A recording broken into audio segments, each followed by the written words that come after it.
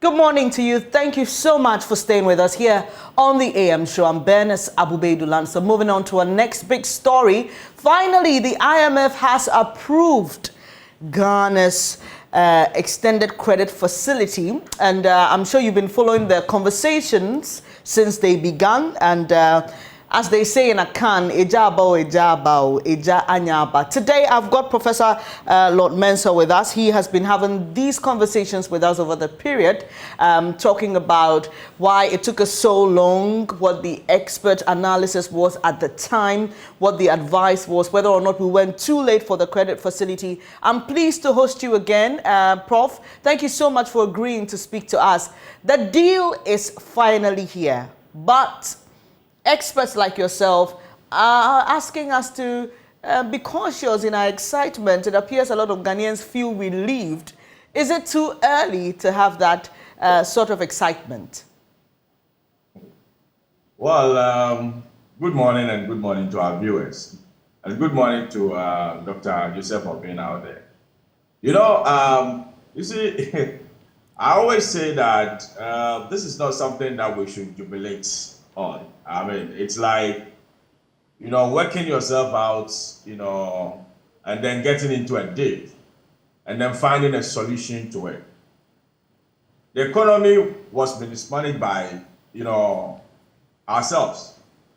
At the end of the day, we are working towards, how we can recover the economy through external supports like, the IMF, ECF. External credit facility.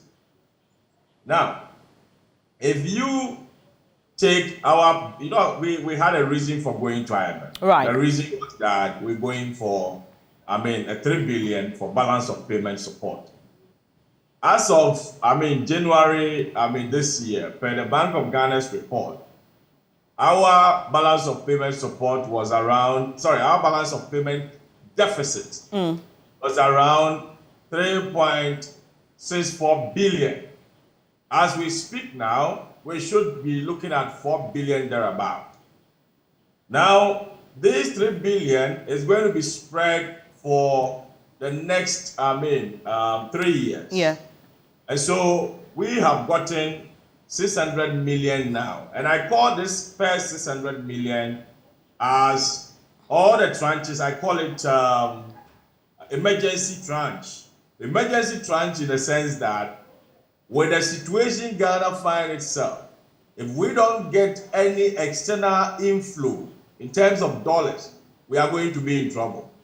And that is why, at the point, IMF had to soften its stance by, asking for just a commitment from our external creditors. And with this commitment, they based on that to give us a board approval which extends for 3 years for a 3 billion, coming with certain levels of conditions.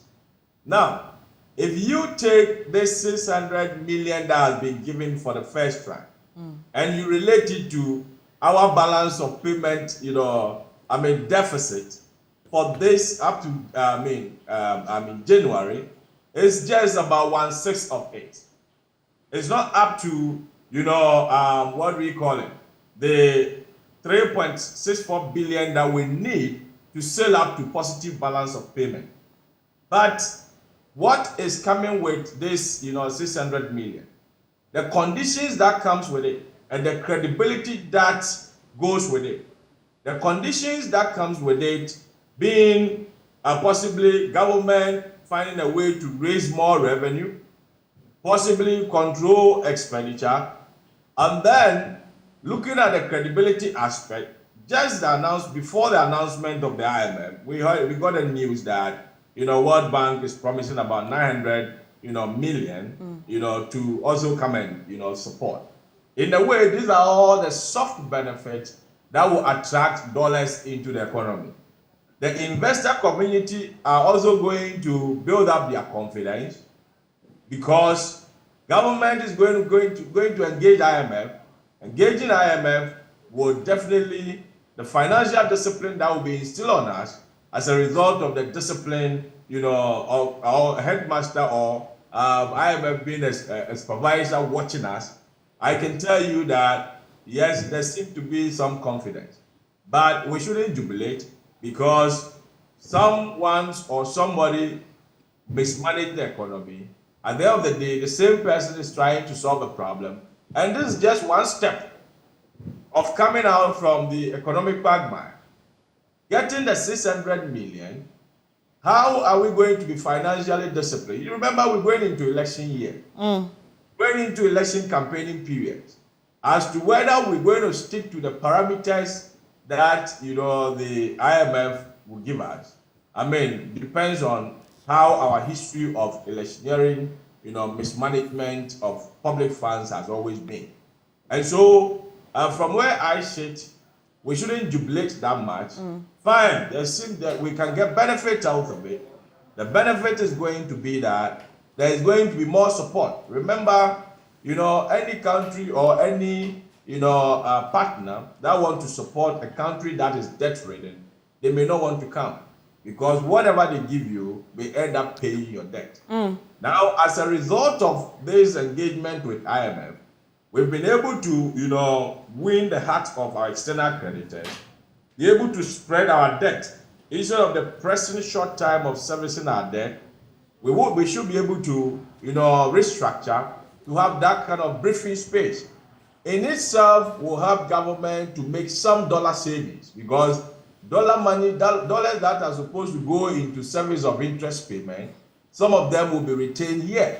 And so, from where I sit, we are going to see some stability in our, foreign exchange. And of course, the signals have started, showing up. Right. As of yesterday, my friend who ran Forest Brew just texted me that, Prof, the dollar has started going down. And we're talking about $11.4, way from, 12 point something to 11.4. So for me, the signals and the soft benefit is what we're supposed to look at. Right. Not the hard, 600 million that is coming. If anybody should think that the 600 million is coming to be distributed into free SHS, into infrastructural development, they should forget it. We are nowhere near, a recovery of our negative balance of payment, deficit. Right. Prof, I'll ask you to hold on a while. Let me bring Dr. Joseph Obinna. He's president of GUTA because you spoke about the reaction of the dollar to the news, obviously bringing some positive signals. Doc, how does the business community feel about this? Finally, we've been able to secure that board approval, which then means that we will be receiving the first tranche of the $3 billion we requested. How does the business community feel about this? Well, let me first greet my brother, Professor Lord Mensah. We are very, I would say that we feel very comfortable now because now we feel that there's going to be confidence into the system. There's going to be credibility into the system. For us, we also feel that it's going to also stabilize the currency. For businesses, when the currency is stabilized, it's very important for us to plan. And then also, especially with the credibility that I was talking about, you recall that before the IMF and the problem that we were having, intermediary banks were feeling reluctant to even confirm the LCs that we were establishing. See, if you have such a situation, then you know that you are in a country that have a problem. But now, with this IMF deal, Ghana is going to gain this confidence and credibility back, which is very important. That is going to help the generality of businesses. Don't also forget that it's going to work on the indicators that will help businesses to thrive. All the pillars that make business thrive were all broken down. The interest rate, the exchange rate, and the lending rates. and they were all broken down, inflation, all of them. So now that we are going to shore up our foreign reserve, you know, our foreign reserve have been depleted for only 2 weeks or 3 weeks import cover, and with the inflow of these funds, it's definitely going to help the stability of the city. And so it is very important, and that the exchange rate is also going to go down, which will also bring down inflation. Inflation is also tied up to the monetary policy rate, where we expect that the monetary policy rate should also come down to bring down the commercial lending rate. If all these indicators are resurrected positively in our favor, then of course we are back on track after the problems that we have faced during the past couple of years.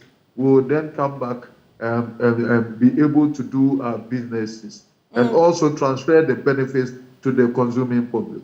And Prof, is it an automatic consequence to expect that the monetary policy rate will be affected because we've received this first tranche of about $600 million? Or, again, you would ask us to hasten slowly with our expectations? Yeah, I mean, if you look at, the dynamics, the Monetary Policy Committee targets inflation.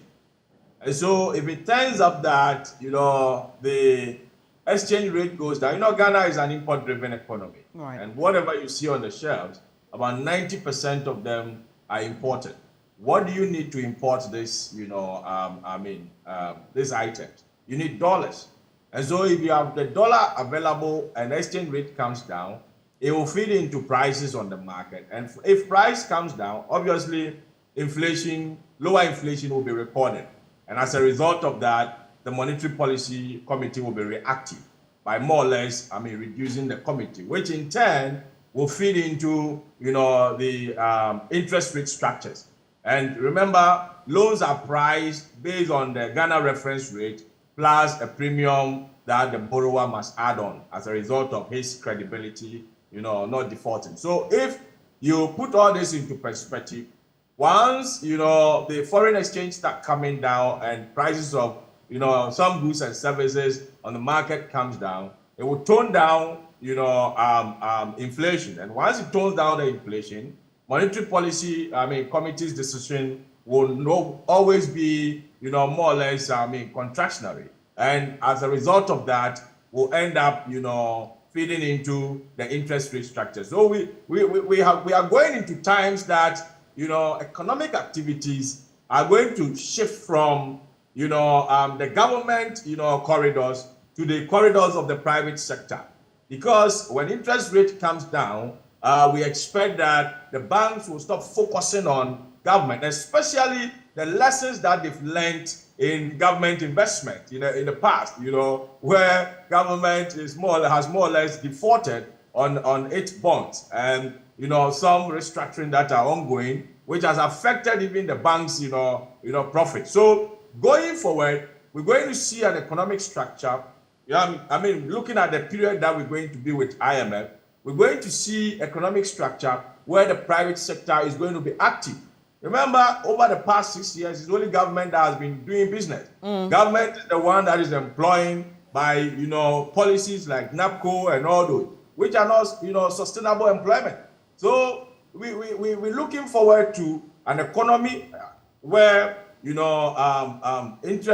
economic activities will shift from the from the government to the private man through, the corridors of the bank. And so, Prof, if that's the case, if we're expecting some of these positive reactions in the market, why are we being told by some experts to brace ourselves for tougher times? I'm just trying to find the balance in there.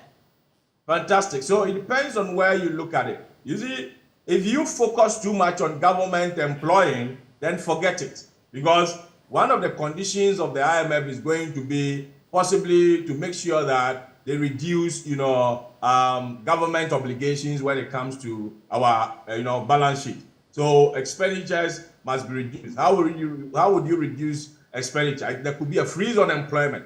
But then if you look at it from the perspective of the private sector, being engaged, being active, by so doing, expanding and employing, then possibly we may have to brace ourselves for good things to happen.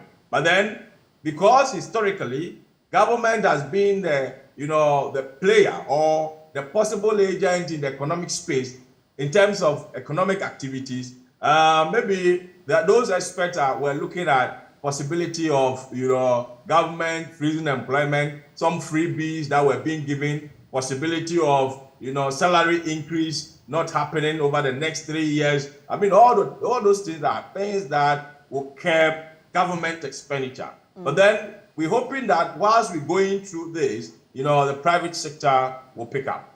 Right. Prof, let's look at this like the legal scale, right? You see how they put the scale, then they have two points. So you have 1 point being the positive reactions from the market, which would then translate into some form of ease for individuals like you and I. And then we look at the tougher times. Where is the scale tilting to?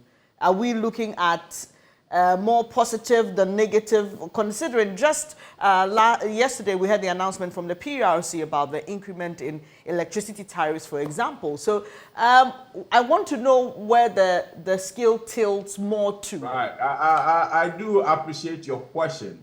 But then you see, the scale that you are looking at for is on a particular time point. So we're looking at today. But going forward, these dynamics are quite gradual. Okay. You may have a scale that is tilting towards, difficult times as far as individuals are concerned. But then once the individuals take the pain of going through those austere measures that will be, recommended by the IMF, then we should expect that these are the correction periods. And the economy is going to correct itself to a point where you can go to the market and be confident on the prices that you're going to buy your items for. So when you receive your salary as an individual, even though government is taxing you so much in terms of the revenue handles that have been introduced, at least you are sure of price stability as a result of our engagement with IMF. So it's quite fluid. It's not a static thing to say that right. The scale will be tilted towards the right hand or the left hand. Let me come to you, Dr. Joseph Obeng. At the heart of this issue is the balance of payments. We know that this is not the magic wand, as we've been told by the finance minister and even other officials of the IMF. It's just a part of the measures in helping us get out of this economic mess. But at the heart of this, the balance of payment issue is that Ghana imports more capital. We import more goods, even services are imported, which then means that we are not exporting as much as we are importing. Am I safe to say that making this country or focusing on a more export-driven economy can help in dealing with this problem long term? And for you as Guta, what are your concerns about that and how are you helping in addressing it? Yeah. So it is very important to note that importation can never be done with in any country. It is very important to note that even in the advanced nations, they all do importation. The problem here is how we are able to stabilize our economy. If we want to reduce importation, the local industries and all that are all trying to maximize their production, government efforts of 1D, 1F and all that. If we are able to boost those areas, if we are able to use the gains that we are going to get from the IMF deal to support local industries in a way that they will increase productivity, importation itself will come down. And so it's not a matter of stopping importation, because even our manufacturing thrives on importation. About 90% of their manufacturing input is on importation. And so it is not that simple that we have to reduce importation. Though I recognize that if we can also use our investment laws to also flush out the people who are not needed to bring goods and dump goods in the country. And that we have said it over the time. And so the local people, you know that we are the distributive arm of the economy, and our services is very important. We patronize made in Ghana goods, and then the shortfall of it is what we import. So importation itself is not bad, but excessive importation is what have been the big, and that we have the solution. If we want to curb this excessive importation, that we have given all this information to government, the abuses in our investment laws that allows people to bring to dump goods into our system where government is aware. So if government want to curb excessive importation, the power is with the government, and it's not in the distributive arm of the economy, which is very important to the generality of the business community. Yeah.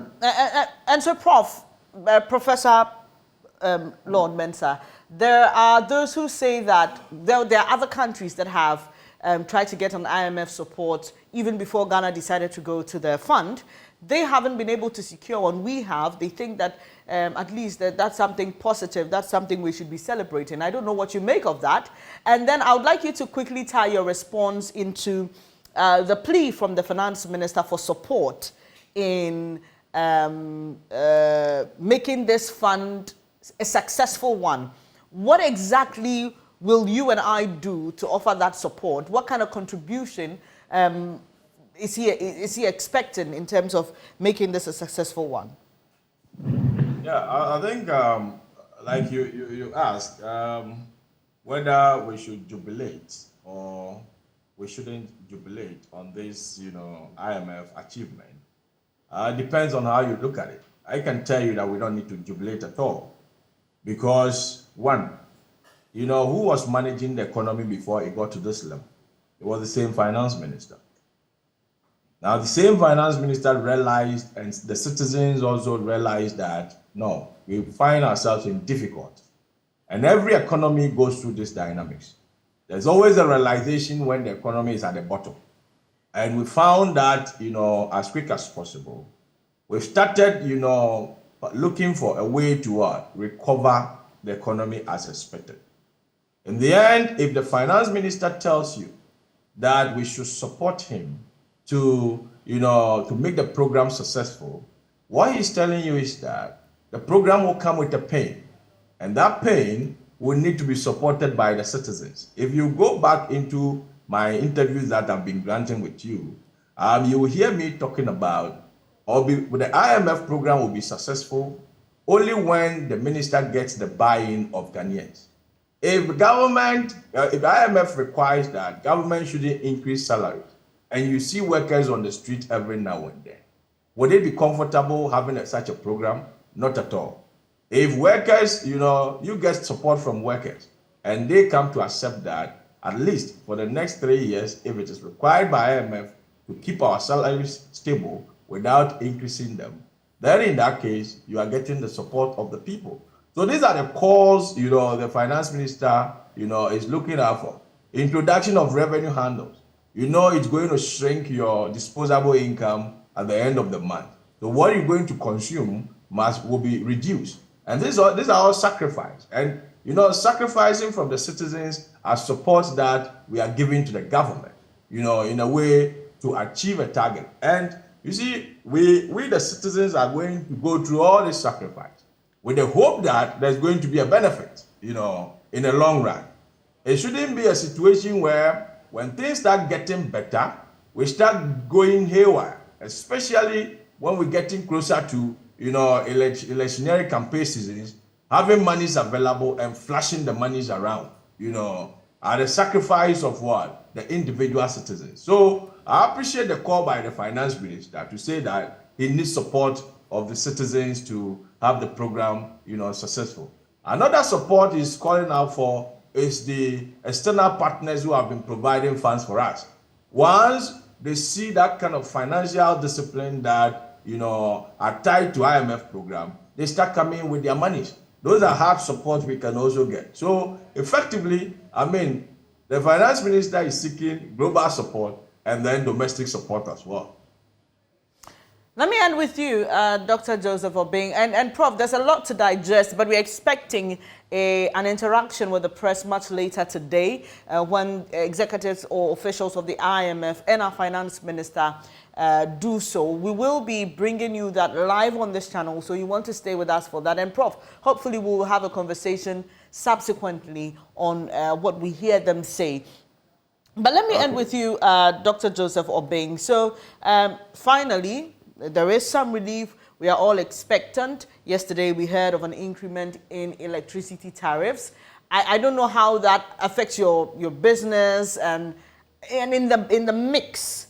What does it mean for me when I come to your shop to buy, considering all these things? So the dollar is going down, yes, but you may have to pay more for electricity and other services. So just speak to your consumers on what to expect in the few coming days. Okay. Businesses do not sit down and plan that we are going to increase prices or reduce our prices. It's a natural sequence that follows the economic indicators. If the exchange rate goes down, if the interest rate goes down, if inflation comes down, definitely price will also follow. So it's as simple as that.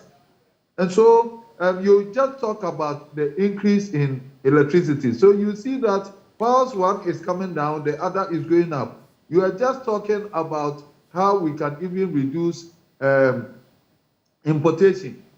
Now, if our local industries are not able to produce at a competitive price, how can we even be able to buy from within? And so the onus lies on us to be able to use the advantage of the IMF, the gains that will come, to make sure that we create the enabling environment that will necessarily push the prices down. So it's not something that we say that we are going to increase prices or reduce prices, but when the indicators are right, we follow suit. That's how business is.